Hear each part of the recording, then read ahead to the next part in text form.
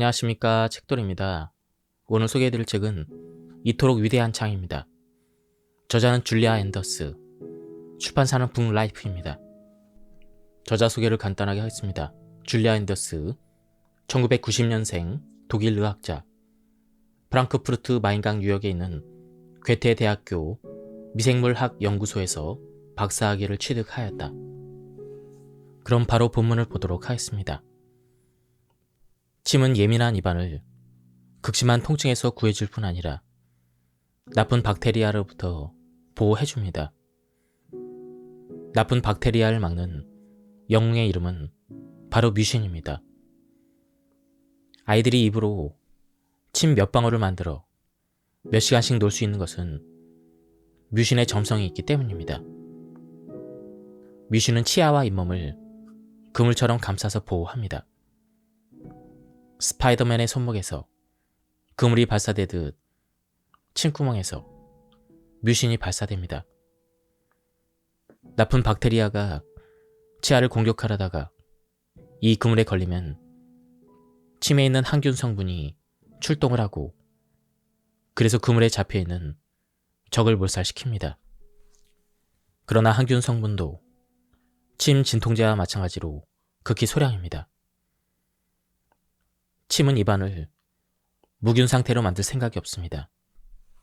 이 입안에는 우리에게 필요한 좋은 미생물도 살기 때문이죠. 침이 무해한 박테리아를 살려두면 그들은 위험한 균이 발 붙일 수 없도록 입안의 모든 자리를 차지합니다. 또 한 가지 흥미로운 점은 잠을 자는 동안에는 침이 거의 만들어지지 않는다는 것이죠. 침을 흘리며 자는 사람에게는 좋은 일이 아닐 수 없습니다. 밤에도 낮과 똑같이 1리터의 침을 만들어낸다면 베개가 어떻게 되겠습니까? 대신 밤에 침이 적게 생산되기 때문에 많은 경우 아침에 입냄새가 나고 목이 아픈 경우가 있습니다. 약 8시간의 극단적인 침 생산량 감소는 입안의 미생물에게 폭풍이 잠들었다라는 공표와 같습니다. 그러면 말썽꾸러기 박테리아들이 활개를 치며 돌아다니고 입안의 점막과 목구멍은 스프링쿨러가 간절해집니다. 그러므로 아침 저녁으로 양치질 하는 것은 좋은 습관입니다. 취침 전에 저녁 양치질로 입안의 박테리아 수를 줄여 미생물의 밤 파티를 조촐하게 축소합니다. 그리고 아침에 양치질로 간밤의 파티의 잔해를 청소합니다. 다행히도 우리가 잠에서 깰 때 침샘도 같이 깨어나 침을 만들기 시작합니다. 아무리 늦어도 아침 식사나 양치질을 할 때면 침샘이 깨어나 미생물을 제거하거나 위로 운송합니다. 그러면 유산이 나머지를 처리합니다.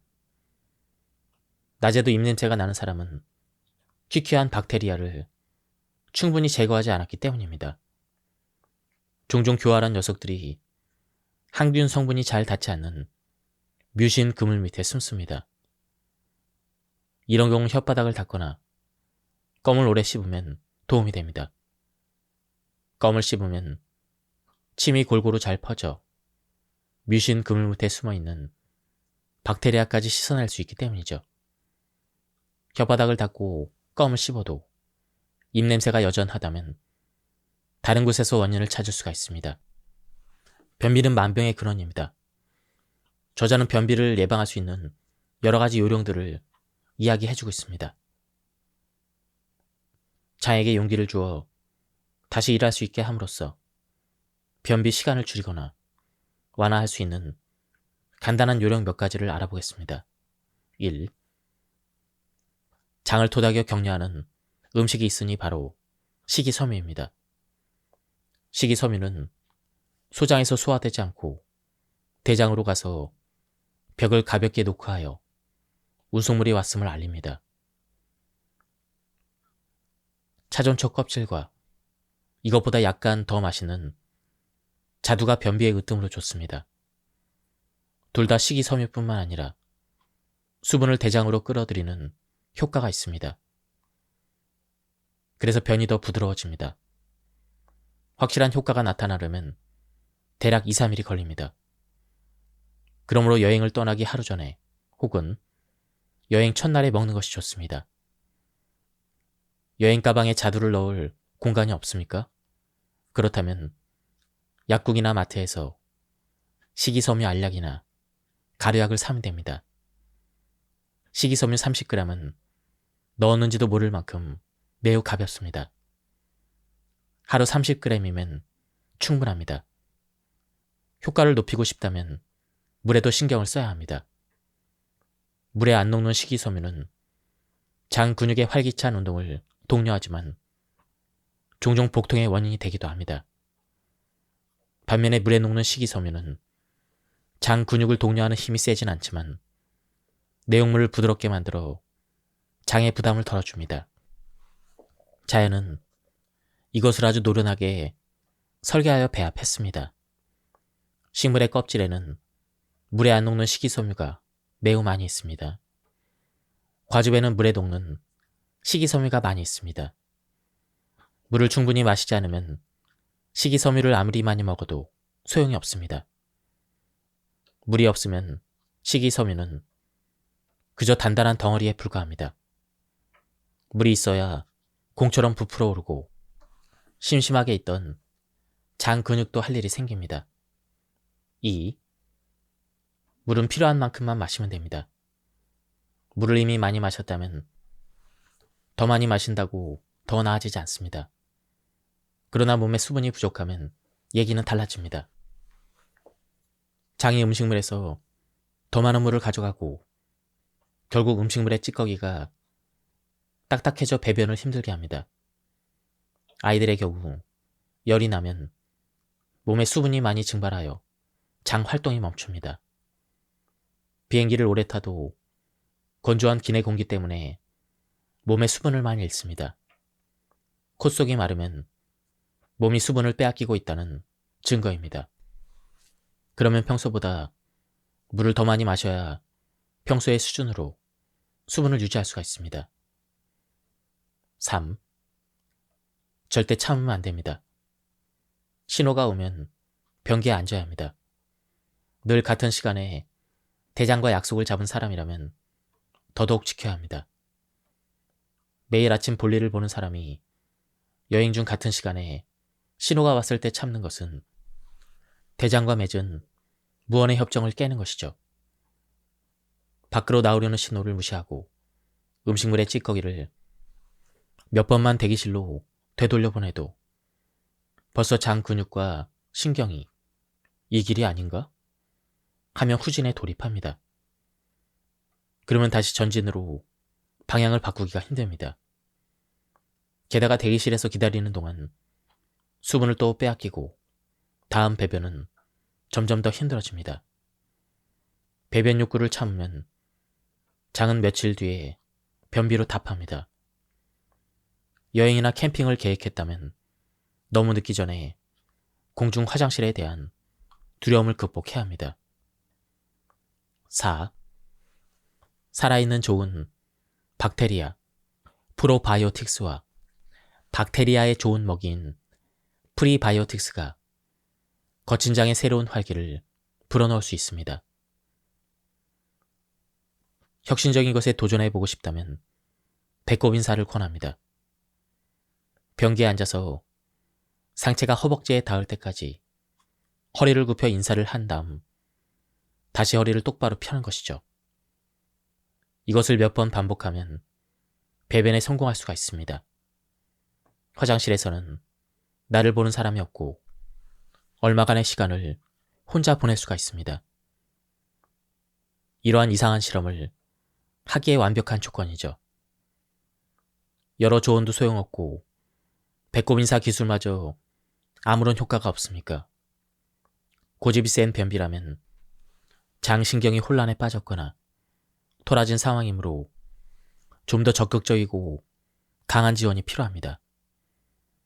주변에서 권하는 방법을 다 써봤음에도 여전히 변기에서 휘파람을 불며 일어서지 못한다면 좀 더 강한 해결책을 시도해봐도 좋습니다.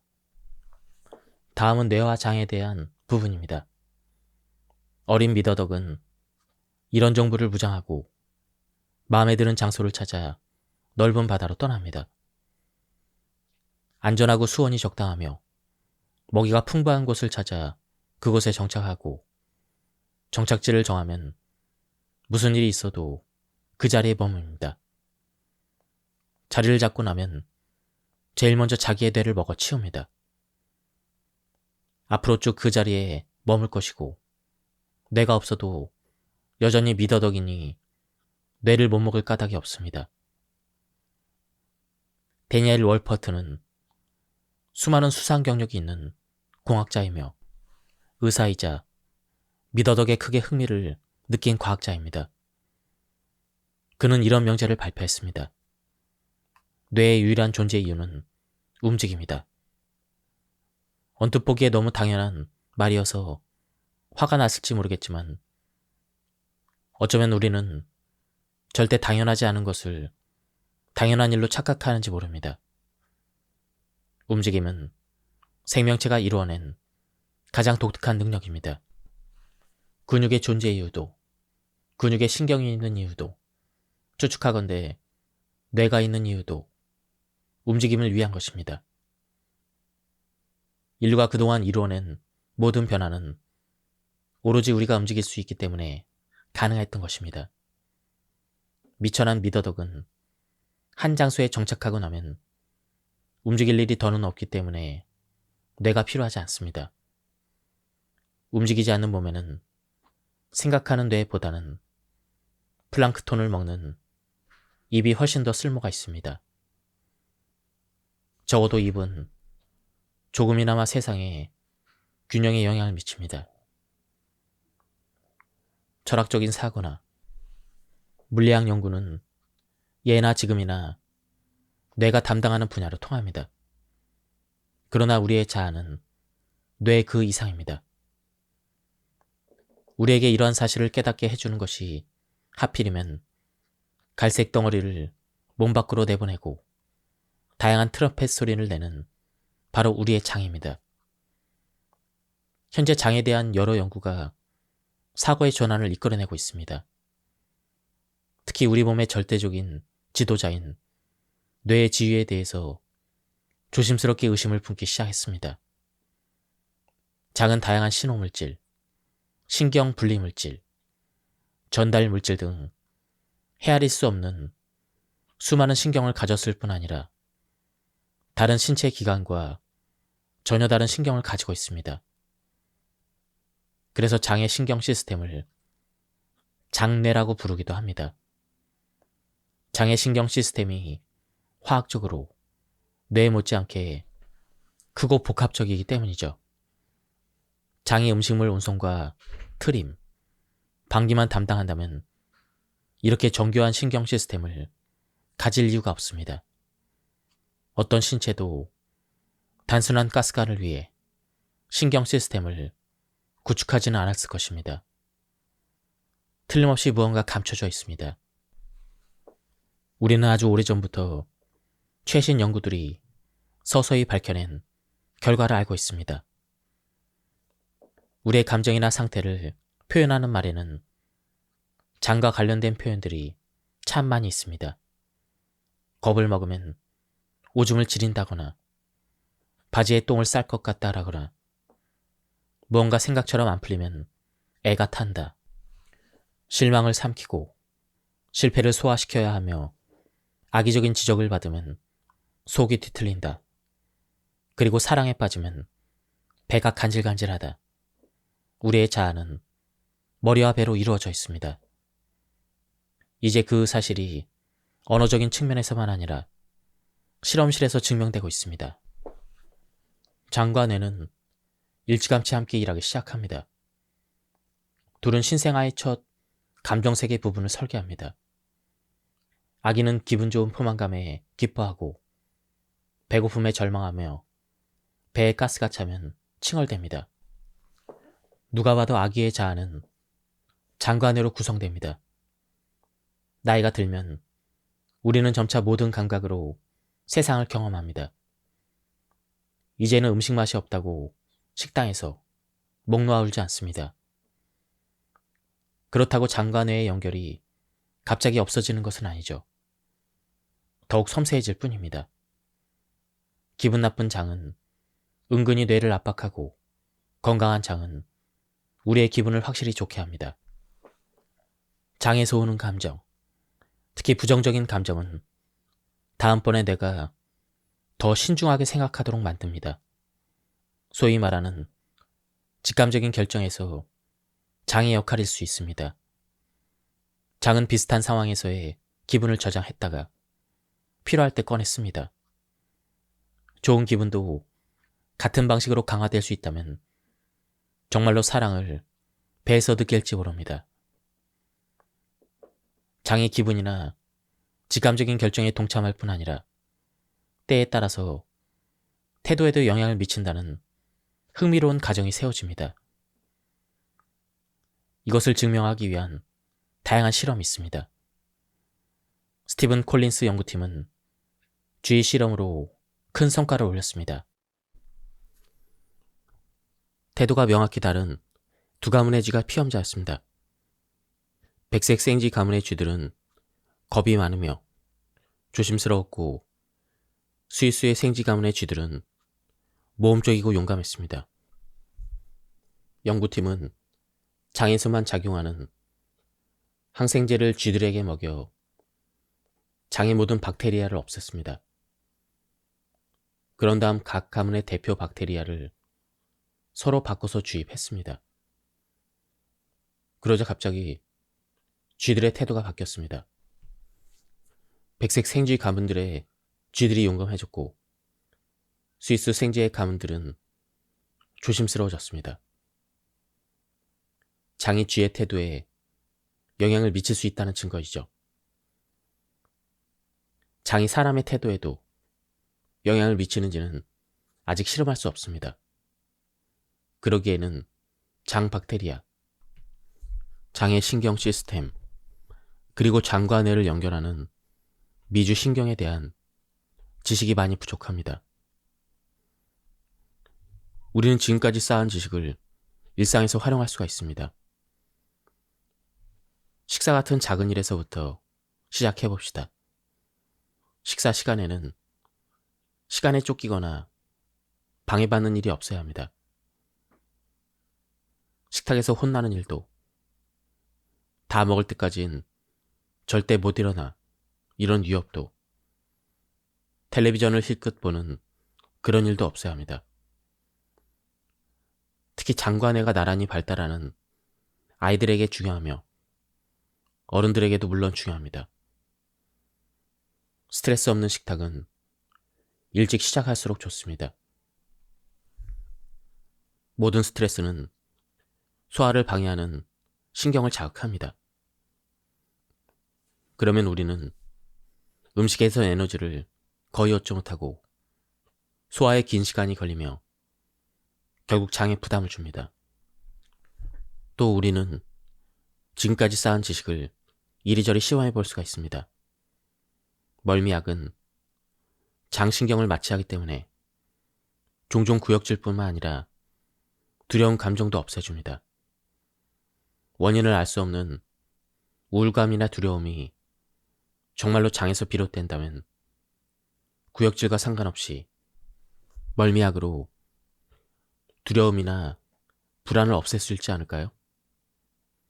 이를테면 예민한 장을 잠시 마취시킴으로써 알코올은 뇌신경보다 장신경에 먼저 도달합니다.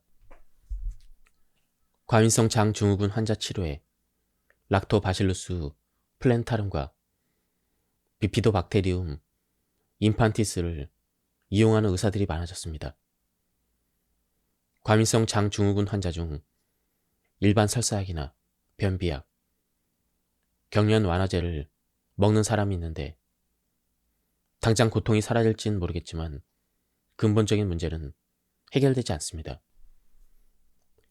몸이 거부 반응을 보이는 음식을 끊거나 장 박테리아를 보강해도 차도가 없으면 정수리에 있는 뇌 문지기에서 해결을 해야 합니다.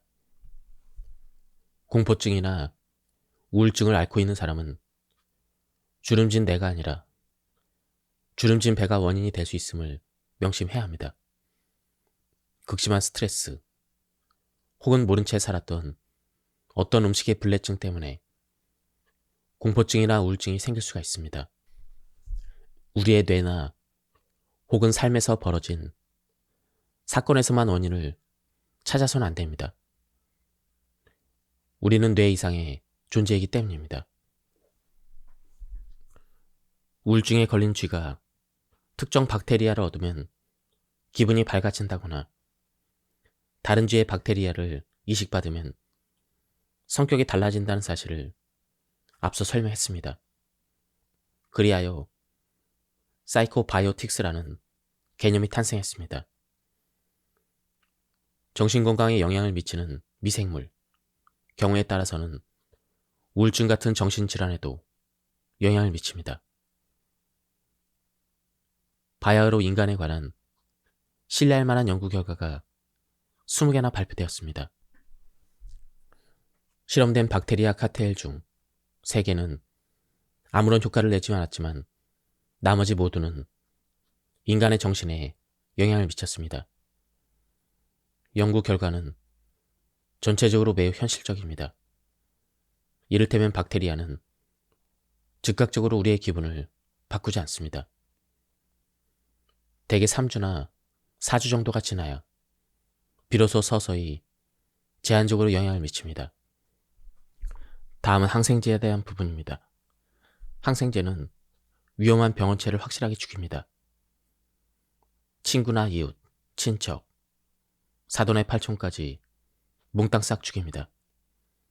그래서 항생제는 위험한 박테리아를 맞서는 최고의 무기이자 좋은 박테리아도 죽이는 가장 위험한 무기가 되기도 합니다. 항생제는 무기입니다. 적대적인 곰팡이와 박테리아가 항생제를 무기로 서로 싸웁니다. 연구자들이 이것을 알아낸 이후 제약회사는 대량의 박테리아를 키우고 있습니다. 거대한 수조에서 숫자로 표현할 수 없을 만큼 상상을 초월하게 많은 박테리아가 자랍니다. 이 박테리아들이 항생제를 생산하면 그것을 수거하여 약으로 압축합니다. 이 약은 대단한 인기를 누립니다. 항생제를 생산하는 것은 박테리아라고 합니다. 항생제는 3가지 방법으로 박테리아를 공격합니다. 몸에 구멍을 내기, 독살, 불임으로 만들기. 항생제는 바이러스에 관심이 없습니다. 그러므로 많은 경우 감기에 걸렸을 때 항생제를 먹는 것은 아무런 효과가 없습니다. 그럼에도 복용 후에 차도가 있다면 그것은 플라세보 효과이거나 면역체계의 업적입니다. 쓸데없이 항생제 복용으로 좋은 박테리아를 죽였으니 자해를 한 셈이죠. 자해를 예방하고 싶다면 알 수 없는 감염일 때 의사에게 프로칼시토닌 테스트를 하자고 청하면 됩니다. 이 테스트는 감기의 원인이 박테리아인지 바이러스인지 알려줍니다. 특히 어린 환자라면 이 테스트를 해보는 것이 좋습니다. 정말로 항생제를 복용해야 한다면 구말 없이 따르시다. 그러면 실보다는 득이 확실히 많을 것입니다. 예를 들어 중증 폐렴이나 어린아이의 중증 감염이라면 부작용 없는 항생제를 먹는 편이 낫습니다. 그러면 작은 알약 하나로 생명을 구할 수가 있습니다. 항생제가 박테리아의 증식을 막고 면역체계가 병원체를 죽입니다. 그리고 금세 다시 건강해집니다. 비록 약간의 대가를 치르지만 모든 걸 따졌을 때 역시 가장 현명한 대처입니다. 치러야 될 대가 중 하나는 바로 설사입니다. 설사까지는 아니더라도 아침에 변기에 앉자마자 전혀 우아하지 않게 엄청난 양이 쏟아져 나올 수가 있습니다. 대량 학살된 장 미생물의 송장이 섞여 있습니다. 항생제는 감기에 훌쩍거리는 코로 가지 않고 곧장 위로 미끄러져 장으로 갑니다. 그곳에서 피로 흡수된 뒤 코로 가기 전에 장 미생물의 몸에 구멍을 내고 독사라고 불임으로 만듭니다. 이렇게 몰살된 장 미생물은 다음번 화장실 비즈니스 때 밖으로 배출됩니다. 항생제는 장 미생물을 완전히 바꿔놓을 수가 있습니다. 항생제로 인해 장 미생물은 다양성을 잃고 콜레스테롤의 흡수 능력, 비타민 생산 능력, 음식물의 분해 능력 등이 저하되기도 합니다. 어린이와 노인들에게는 더욱 심각합니다. 이들의 장 미생물은 매우 불안정하기 때문에 항생제 처방 뒤에는 회복이 어렵습니다. 스웨덴의 연구에 따르면 항생제를 복용한 어린이의 장 미생물의 구성이 2달 만에 크게 바뀌는 것을 관찰했습니다. 나쁜 박테리아가 많아지고 비피도박테리아나 락토바실루스 같은 좋은 박테리아가 줄었습니다. 이때 처방된 항생제는 암피실린과 겐타마이신이었습니다. 환자에게 식이섬유를 많이 먹으라고 권하면서도 왜 그래야 하는지 명확히 모르는 의사가 있습니다. 식이섬유를 섭취하는 것은 좋은 박테리아에게 넉넉한 먹이를 처방하는 것과 같습니다. 마침내 음식을 넉넉히 받은 좋은 박테리아가 식이섬유를 이용해 비타민과 건강한 지방산을 생산하거나 면역체계를 훈련시킵니다. 그러나 우리의 대장에서는 병원체도 늘 같이 있습니다. 병원체는 특정 음식물로 인돌과 페놀, 암모니아 같은 물질을 만들어냅니다. 이러한 물질들은 독성에 해당되는 물질이죠. 바로 여기에 프리바이오틱스가 투입됩니다. 프리바이오틱스는 좋은 박테리아만 먹을 수 있는 식이섬유입니다. 우리가 먹는 음식물에도 이런 구별이 있다면 카페테리아 식당은 진실이 밝혀지는 장소일 것입니다. 예를 들어 설탕은 충치 박테리아도 좋아하기 때문에 프리바이오틱스가 아닙니다. 나쁜 박테리아는 프리바이오틱스를 전혀 혹은 거의 먹을 수 없습니다. 좋은 박테리아는 프리바이오틱스를 먹고 더욱더 건강해져서 점점 더 넓은 구역을 정복합니다. 안타깝게도 우리는 식이섬유를 너무 적게 먹습니다. 프리바이오틱스는 두말할 것도 없습니다. 성인의 식이섬유 하루 권장량이 30g인데 유럽인 대부분이 절반만 먹습니다.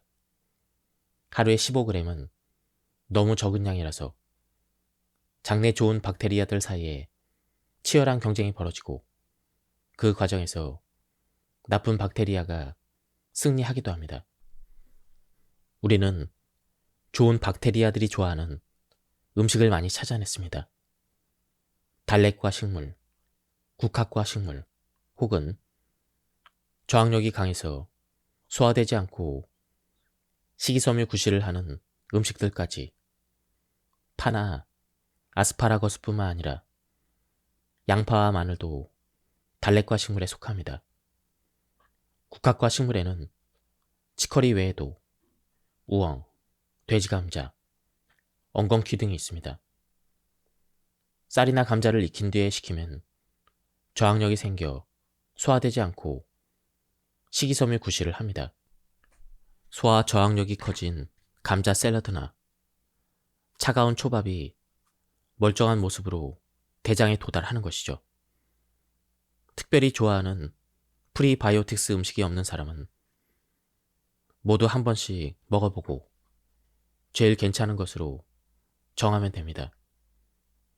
그 음식을 정기적으로 먹다 보면 재미있는 현상을 확인할 수가 있습니다. 원래부터 좋아했던 것처럼 문득 그 음식이 먹고 싶어질 때가 생깁니다.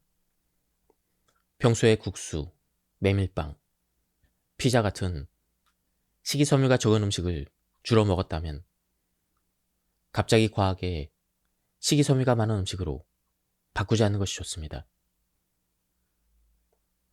그러면 설렁설렁 일하던 박테리아들이 갑자기 밀어닥친 일거리에 당황한 결과 과도하게 흥분하여 전설력으로 바퀴를 돌려 신진대사를 진행합니다. 바로 정신없이 방귀를 낍니다. 그러므로 서서히 식이섬유를 들리고 한 번에 너무 많이 먹지 않도록 주의합니다. 어차피 음식이란 1차적으로 우리를 위한 것이고 그 다음이 장 박테리아를 위한 것입니다. 정신없이 방귀를 뀌는 것은 결코 좋은 것이 아닙니다. 가스가 많이 차면 장은 불편할 수밖에 없죠. 그러나 약간의 방귀는 건강을 위해 필요합니다. 우리의 장에는 열심히 일해 많은 것을 생산하는 미생물들이 살고 있습니다. 지구가 우리의 배기가스를 허용하는 것처럼 우리의 장 미생물의 배기가스를 친절하게 허용해야 합니다. 모든 방귀가 고약한 냄새를 풍기는 건 아니죠. 비피도 박테리아 혹은 락토바실루스는 결코 불쾌한 냄새를 퍼뜨리지 않습니다. 방귀를 뀌지 않으려면 장 박테리아를 굶겨야 하는데 이것은 장 미생물의 집주인으로서 결코 좋은 행동이 아닙니다. 확실하게 하고 싶다면 약국에서 프리바이오틱스를 살 수가 있습니다. 프리바이오틱스는 장 박테리아를 지원해 장에서 독이 생기는 걸 막아줍니다. 지금까지 이 책에 대한 리뷰를 모두 마쳤습니다. 이 책은 과학적인 얘기를 굉장히 재미있게 풀어쓴 그런 책이었습니다. 이 책은 나온 지가 꽤 됐는데요. 독일인들의 건강 인생 책이라고 합니다. 그만큼 내용이 지루하지 않고 굉장히 재미있게 쓴 그런 책이었습니다. 한번 구해서 읽어보실 것을 추천드립니다. 여기서 리뷰를 마치도록 하겠습니다. 감사합니다. 안녕하십니까, 책돌입니다. 오늘 소개해드릴 책은 이토록 위대한 장입니다. 저자는 줄리아 앤더스, 출판사는 북라이프입니다. 저자 소개를 간단하게 하겠습니다. 줄리아 앤더스, 1990년생 독일 의학자, 프랑크푸르트 마인강 유역에 있는 괴테 대학교 미생물학 연구소에서 박사학위를 취득하였다. 그럼 바로 본문을 보도록 하겠습니다. 침은 예민한 입안을 극심한 통증에서 구해줄 뿐 아니라 나쁜 박테리아로부터 보호해줍니다. 나쁜 박테리아를 막는 영웅의 이름은 바로 뮤신입니다. 아이들이 입으로 침 몇 방울을 만들어 몇 시간씩 놀 수 있는 것은 뮤신의 점성이 있기 때문입니다. 뮤신은 치아와 잇몸을 그물처럼 감싸서 보호합니다. 스파이더맨의 손목에서 그물이 발사되듯 침구멍에서 뮤신이 발사됩니다.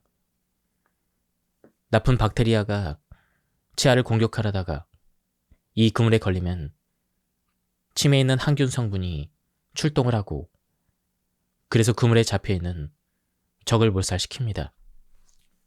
그러나 항균 성분도 침 진통제와 마찬가지로 극히 소량입니다. 침은 입안을 무균 상태로 만들 생각이 없습니다. 이 입안에는 우리에게 필요한 좋은 미생물도 살기 때문이죠. 침이 무해한 박테리아를 살려두면 그들은 위험한 균이 발 붙일 수 없도록 입안의 모든 자리를 차지합니다. 또 한 가지 흥미로운 점은 잠을 자는 동안에는 침이 거의 만들어지지 않는다는 것이죠. 침을 흘리며 자는 사람에게는 좋은 일이 아닐 수 없습니다. 밤에도 낮과 똑같이 1리터의 침을 만들어낸다면 베개가 어떻게 되겠습니까? 대신 밤에 침이 적게 생산되기 때문에 많은 경우 아침에 입냄새가 나고 목이 아픈 경우가 있습니다. 약 8시간의 극단적인 침 생산량 감소는 입안의 미생물에게 폭풍이 잠들었다라는 공표와 같습니다. 그러면 말썽꾸러기 박테리아들이 활개를 치며 돌아다니고 입안의 점막과 목구멍은 스프링쿨러가 간절해집니다. 그러므로 아침 저녁으로 양치질 하는 것은 좋은 습관입니다. 취침 전에 저녁 양치질로 입안의 박테리아 수를 줄여 미생물의 밤 파티를 조촐하게 축소합니다. 그리고 아침에 양치질로 간밤의 파티의 잔해를 청소합니다. 다행히도 우리가 잠에서 깰 때 침샘도 같이 깨어나 침을 만들기 시작합니다. 아무리 늦어도 아침 식사나 양치질을 할 때면 침샘이 깨어나 미생물을 제거하거나 위로 운송합니다. 그러면 유산이 나머지를 처리합니다. 낮에도 입냄새가 나는 사람은 희귀한 박테리아를 충분히 제거하지 않았기 때문입니다. 종종 교활한 녀석들이 항균 성분이 잘 닿지 않는 뮤신 그물 밑에 숨습니다. 이런 경우 혓바닥을 닦거나 껌을 오래 씹으면 도움이 됩니다. 껌을 씹으면 침이 골고루 잘 퍼져 뮤신 그물 밑에 숨어있는 박테리아까지 씻어낼 수 있기 때문이죠. 혓바닥을 닦고 껌을 씹어도 입냄새가 여전하다면 다른 곳에서 원인을 찾을 수가 있습니다. 변비는 만병의 근원입니다. 저자는 변비를 예방할 수 있는 여러 가지 요령들을 이야기해주고 있습니다. 장에게 용기를 주어 다시 일할 수 있게 함으로써 변비 시간을 줄이거나 완화할 수 있는 간단한 요령 몇 가지를 알아보겠습니다. 1. 장을 토닥여 격려하는 음식이 있으니 바로 식이섬유입니다. 식이섬유는 소장에서 소화되지 않고 대장으로 가서 벽을 가볍게 녹화하여 운송물이 왔음을 알립니다. 차전초 껍질과 이것보다 약간 더 맛있는 자두가 변비에 으뜸으로 좋습니다. 둘 다 식이섬유뿐만 아니라 수분을 대장으로 끌어들이는 효과가 있습니다. 그래서 변이 더 부드러워집니다. 확실한 효과가 나타나려면 대략 2, 3일이 걸립니다. 그러므로 여행을 떠나기 하루 전에 혹은 여행 첫날에 먹는 것이 좋습니다. 여행 가방에 자두를 넣을 공간이 없습니까? 그렇다면 약국이나 마트에서 식이섬유 알약이나 가루약을 사면 됩니다. 식이섬유 30g은 넣었는지도 모를 만큼 매우 가볍습니다. 하루 30g이면 충분합니다. 효과를 높이고 싶다면 물에도 신경을 써야 합니다. 물에 안 녹는 식이섬유는 장 근육의 활기찬 운동을 독려하지만 종종 복통의 원인이 되기도 합니다. 반면에 물에 녹는 식이섬유는 장 근육을 독려하는 힘이 세진 않지만 내용물을 부드럽게 만들어 장의 부담을 덜어줍니다.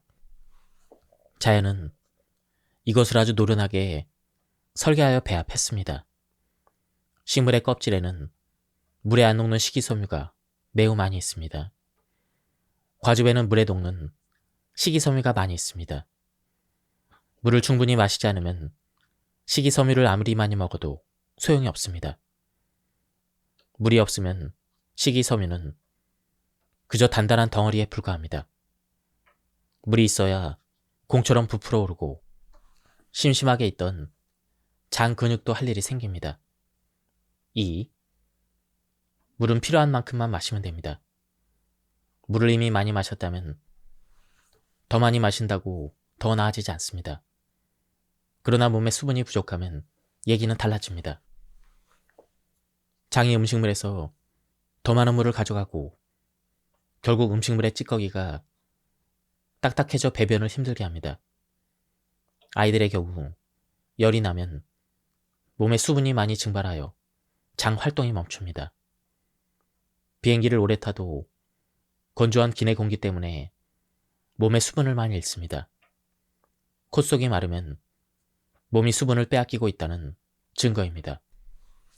그러면 평소보다 물을 더 많이 마셔야 평소의 수준으로 수분을 유지할 수가 있습니다. 3. 절대 참으면 안 됩니다. 신호가 오면 변기에 앉아야 합니다. 늘 같은 시간에 대장과 약속을 잡은 사람이라면 더더욱 지켜야 합니다. 매일 아침 볼일을 보는 사람이 여행 중 같은 시간에 신호가 왔을 때 참는 것은 대장과 맺은 무언의 협정을 깨는 것이죠. 밖으로 나오려는 신호를 무시하고 음식물의 찌꺼기를 몇 번만 대기실로 되돌려 보내도 벌써 장 근육과 신경이 이 길이 아닌가? 하며 후진에 돌입합니다. 그러면 다시 전진으로 방향을 바꾸기가 힘듭니다. 게다가 대기실에서 기다리는 동안 수분을 또 빼앗기고 다음 배변은 점점 더 힘들어집니다. 배변 욕구를 참으면 장은 며칠 뒤에 변비로 답합니다. 여행이나 캠핑을 계획했다면 너무 늦기 전에 공중 화장실에 대한 두려움을 극복해야 합니다. 4. 살아있는 좋은 박테리아, 프로바이오틱스와 박테리아의 좋은 먹이인 프리바이오틱스가 거친 장의 새로운 활기를 불어넣을 수 있습니다. 혁신적인 것에 도전해보고 싶다면 배꼽 인사를 권합니다. 변기에 앉아서 상체가 허벅지에 닿을 때까지 허리를 굽혀 인사를 한 다음 다시 허리를 똑바로 펴는 것이죠. 이것을 몇 번 반복하면 배변에 성공할 수가 있습니다. 화장실에서는 나를 보는 사람이 없고 얼마간의 시간을 혼자 보낼 수가 있습니다. 이러한 이상한 실험을 하기에 완벽한 조건이죠.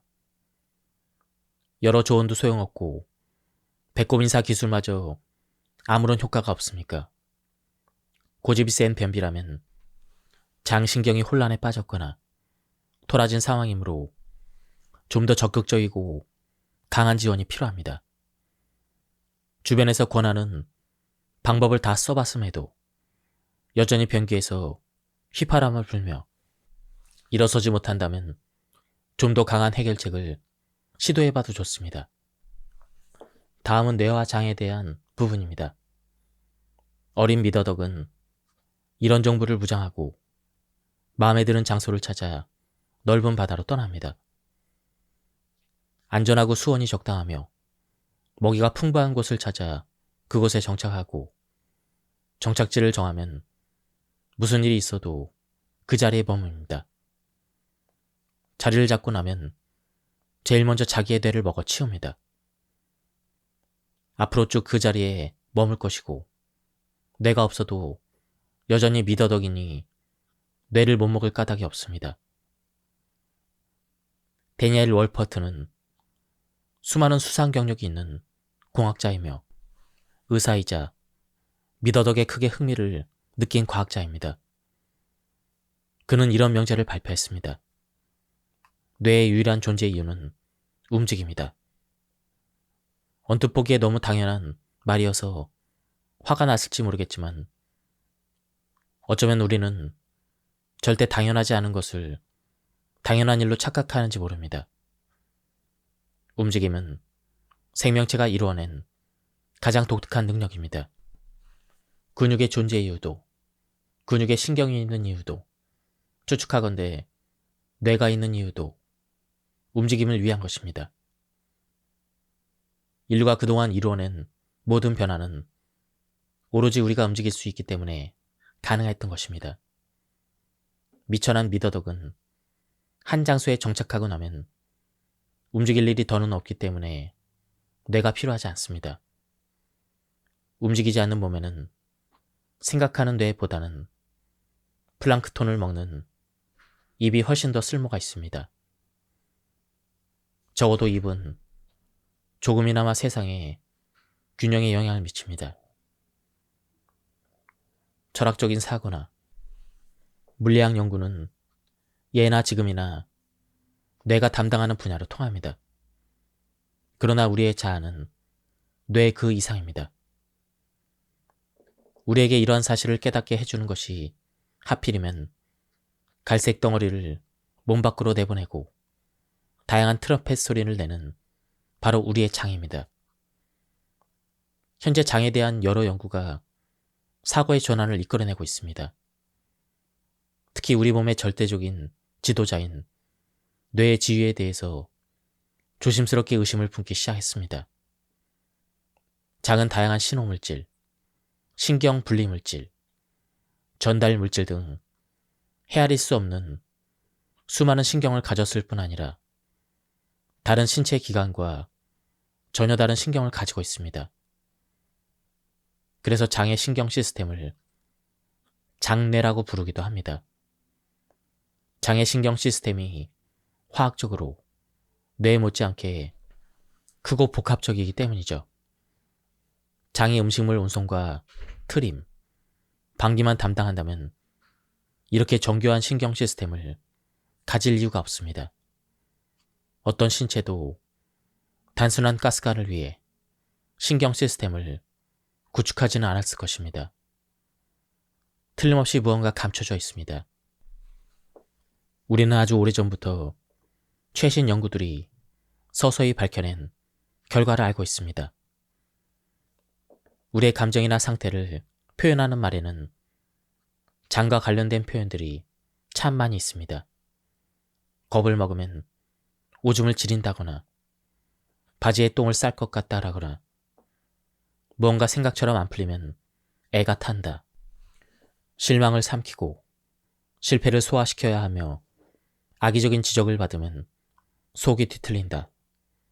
그리고 사랑에 빠지면 배가 간질간질하다. 우리의 자아는 머리와 배로 이루어져 있습니다. 이제 그 사실이 언어적인 측면에서만 아니라 실험실에서 증명되고 있습니다. 장과 뇌는 일찌감치 함께 일하기 시작합니다. 둘은 신생아의 첫 감정세계 부분을 설계합니다. 아기는 기분 좋은 포만감에 기뻐하고 배고픔에 절망하며 배에 가스가 차면 칭얼댑니다. 누가 봐도 아기의 자아는 장과 뇌로 구성됩니다. 나이가 들면 우리는 점차 모든 감각으로 세상을 경험합니다. 이제는 음식 맛이 없다고 식당에서 목 놓아 울지 않습니다. 그렇다고 장과 뇌의 연결이 갑자기 없어지는 것은 아니죠. 더욱 섬세해질 뿐입니다. 기분 나쁜 장은 은근히 뇌를 압박하고 건강한 장은 우리의 기분을 확실히 좋게 합니다. 장에서 오는 감정, 특히 부정적인 감정은 다음번에 내가 더 신중하게 생각하도록 만듭니다. 소위 말하는 직감적인 결정에서 장의 역할일 수 있습니다. 장은 비슷한 상황에서의 기분을 저장했다가 필요할 때 꺼냈습니다. 좋은 기분도 같은 방식으로 강화될 수 있다면 정말로 사랑을 배에서 느낄지 모릅니다. 장의 기분이나 직감적인 결정에 동참할 뿐 아니라 때에 따라서 태도에도 영향을 미친다는 흥미로운 가정이 세워집니다. 이것을 증명하기 위한 다양한 실험이 있습니다. 스티븐 콜린스 연구팀은 쥐 실험으로 큰 성과를 올렸습니다. 태도가 명확히 다른 두 가문의 쥐가 피험자였습니다. 백색 생쥐 가문의 쥐들은 겁이 많으며 조심스러웠고 스위스의 생쥐 가문의 쥐들은 모험적이고 용감했습니다.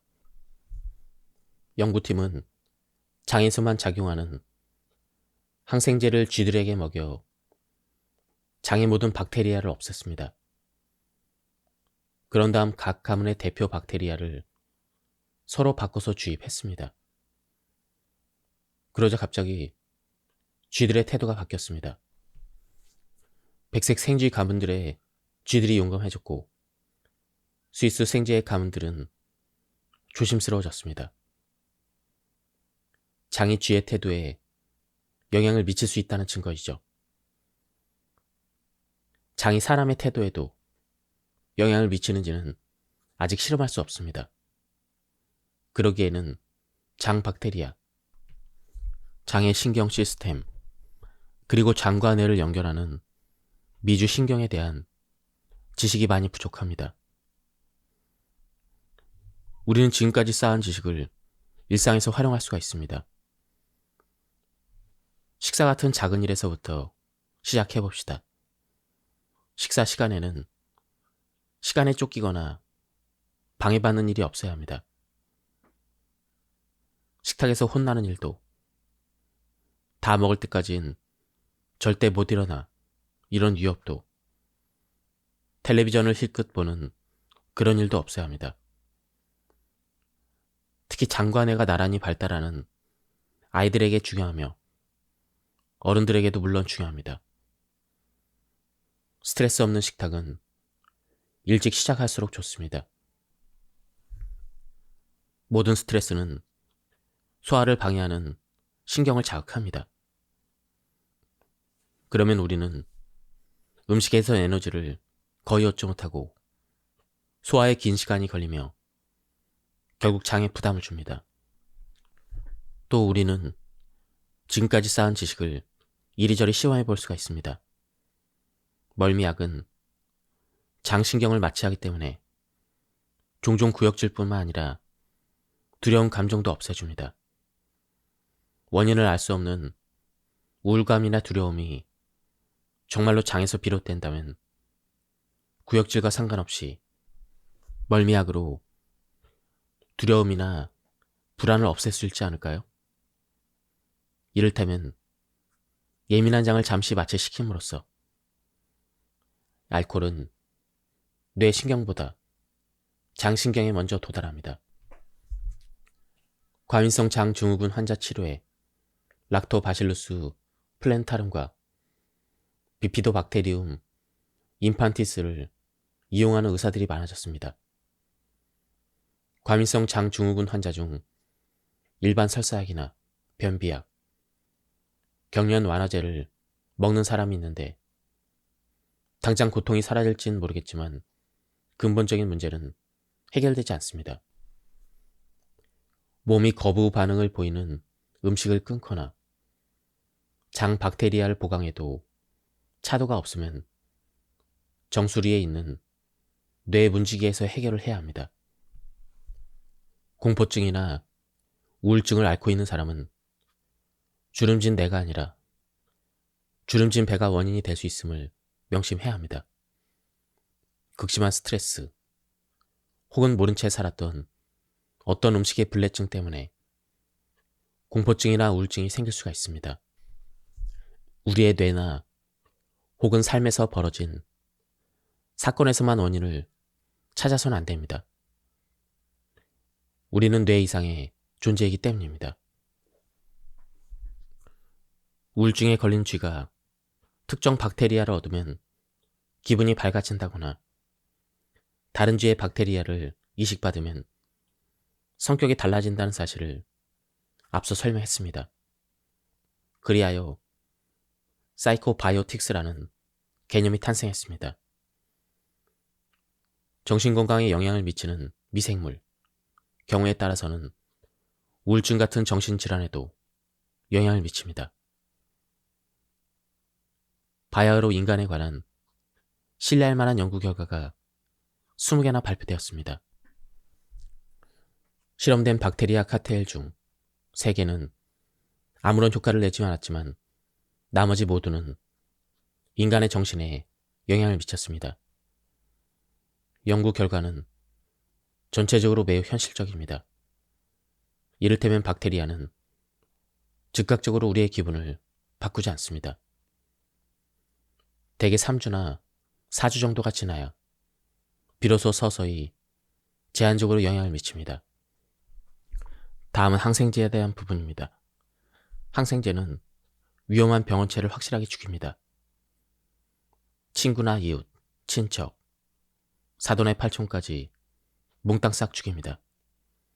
그래서 항생제는 위험한 박테리아를 맞서는 최고의 무기이자 좋은 박테리아도 죽이는 가장 위험한 무기가 되기도 합니다. 항생제는 무기입니다. 적대적인 곰팡이와 박테리아가 항생제를 무기로 서로 싸웁니다. 연구자들이 이것을 알아낸 이후 제약회사는 대량의 박테리아를 키우고 있습니다. 거대한 수조에서 숫자로 표현할 수 없을 만큼 상상을 초월하게 많은 박테리아가 자랍니다. 이 박테리아들이 항생제를 생산하면 그것을 수거하여 약으로 압축합니다. 이 약은 대단한 인기를 누립니다. 항생제를 생산하는 것은 박테리아라고 합니다. 항생제는 3가지 방법으로 박테리아를 공격합니다. 몸에 구멍을 내기, 독살, 불임으로 만들기. 항생제는 바이러스에 관심이 없습니다. 그러므로 많은 경우 감기에 걸렸을 때 항생제를 먹는 것은 아무런 효과가 없습니다. 그럼에도 복용 후에 차도가 있다면 그것은 플라세보 효과이거나 면역체계의 업적입니다. 쓸데없이 항생제 복용으로 좋은 박테리아를 죽였으니 자해를 한 셈이죠. 자해를 예방하고 싶다면 알 수 없는 감염일 때 의사에게 프로칼시토닌 테스트를 하자고 청하면 됩니다. 이 테스트는 감기의 원인이 박테리아인지 바이러스인지 알려줍니다. 특히 어린 환자라면 이 테스트를 해보는 것이 좋습니다. 정말로 항생제를 복용해야 한다면 구말 없이 따르시다. 그러면 실보다는 득이 확실히 많을 것입니다. 예를 들어 중증 폐렴이나 어린아이의 중증 감염이라면 부작용 없는 항생제를 먹는 편이 낫습니다. 그러면 작은 알약 하나로 생명을 구할 수가 있습니다. 항생제가 박테리아의 증식을 막고 면역체계가 병원체를 죽입니다. 그리고 금세 다시 건강해집니다. 비록 약간의 대가를 치르지만 모든 걸 따졌을 때 역시 가장 현명한 대처입니다. 치러야 될 대가 중 하나는 바로 설사입니다. 설사까지는 아니더라도 아침에 변기에 앉자마자 전혀 우아하지 않게 엄청난 양이 쏟아져 나올 수가 있습니다. 대량 학살된 장 미생물의 송장이 섞여 있습니다. 항생제는 감기에 훌쩍거리는 코로 가지 않고 곧장 위로 미끄러져 장으로 갑니다. 그곳에서 피로 흡수된 뒤 코로 가기 전에 장 미생물에 몸에 구멍을 내고 독살하고 불임으로 만듭니다. 이렇게 몰살된 장 미생물은 다음번 화장실 비즈니스 때 밖으로 배출됩니다. 항생제는 장 미생물을 완전히 바꿔놓을 수가 있습니다. 항생제로 인해 장 미생물은 다양성을 잃고 콜레스테롤의 흡수 능력, 비타민 생산 능력, 음식물의 분해 능력 등이 저하되기도 합니다. 어린이와 노인들에게는 더욱 심각합니다. 이들의 장 미생물은 매우 불안정하기 때문에 항생제 처방 뒤에는 회복이 어렵습니다. 스웨덴의 연구에 따르면 항생제를 복용한 어린이의 장 미생물의 구성이 2달 만에 크게 바뀌는 것을 관찰했습니다. 나쁜 박테리아가 많아지고 비피도 박테리아나 락토바실루스 같은 좋은 박테리아가 줄었습니다. 이때 처방된 항생제는 암피실린과 겐타마이신이었습니다. 환자에게 식이섬유를 많이 먹으라고 권하면서도 왜 그래야 하는지 명확히 모르는 의사가 있습니다. 식이섬유를 섭취하는 것은 좋은 박테리아에게 넉넉한 먹이를 처방하는 것과 같습니다. 마침내 음식을 넉넉히 받은 좋은 박테리아가 식이섬유를 이용해 비타민과 건강한 지방산을 생산하거나 면역체계를 훈련시킵니다. 그러나 우리의 대장에서는 병원체도 늘 같이 있습니다. 병원체는 특정 음식물로 인돌과 페놀, 암모니아 같은 물질을 만들어냅니다. 이러한 물질들은 독성에 해당되는 물질이죠. 바로 여기에 프리바이오틱스가 투입됩니다. 프리바이오틱스는 좋은 박테리아만 먹을 수 있는 식이섬유입니다. 우리가 먹는 음식물에도 이런 구별이 있다면 카페테리아 식당은 진실이 밝혀지는 장소일 것입니다. 예를 들어 설탕은 충치 박테리아도 좋아하기 때문에 프리바이오틱스가 아닙니다. 나쁜 박테리아는 프리바이오틱스를 전혀 혹은 거의 먹을 수 없습니다. 좋은 박테리아는 프리바이오틱스를 먹고 더욱더 건강해져서 점점 더 넓은 구역을 정복합니다. 안타깝게도 우리는 식이섬유를 너무 적게 먹습니다. 프리바이오틱스는 두말할 것도 없습니다.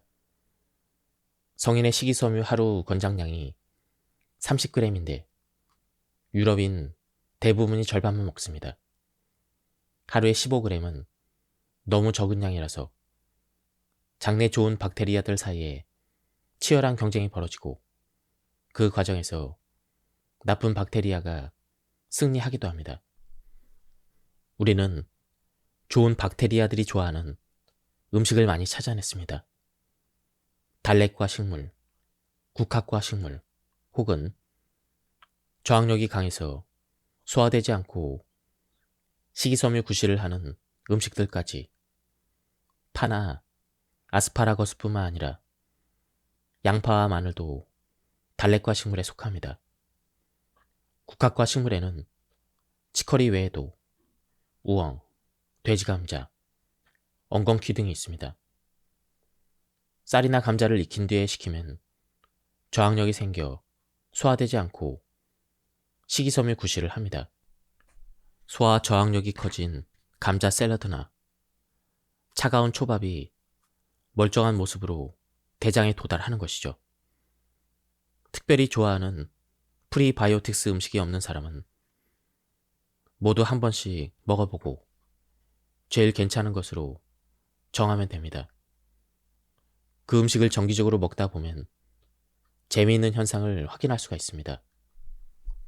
원래부터 좋아했던 것처럼 문득 그 음식이 먹고 싶어질 때가 생깁니다.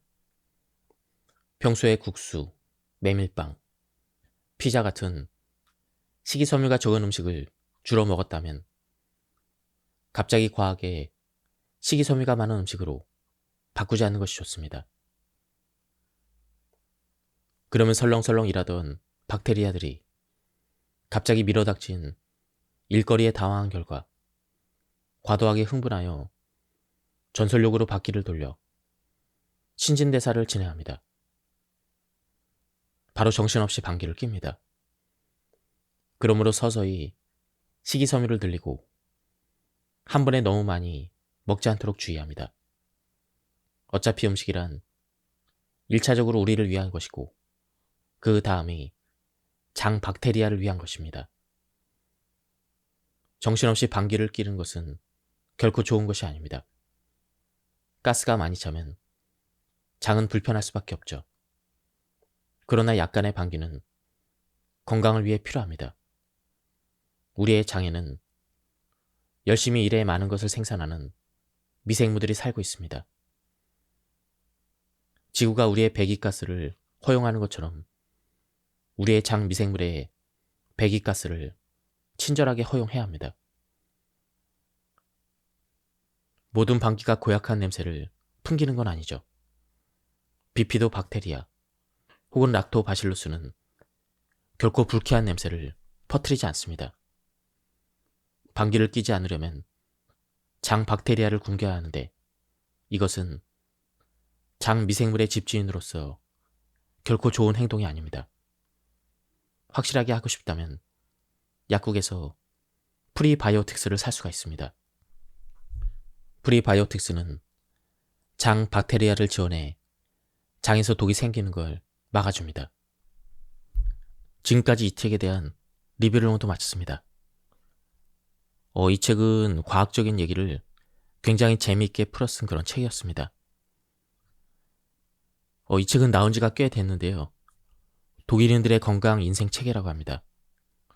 그만큼 내용이 지루하지 않고 굉장히 재미있게 쓴 그런 책이었습니다. 예, 한번 구해서 읽어보실 것을 추천드립니다. 여기서 리뷰를 마치도록 하겠습니다. 감사합니다.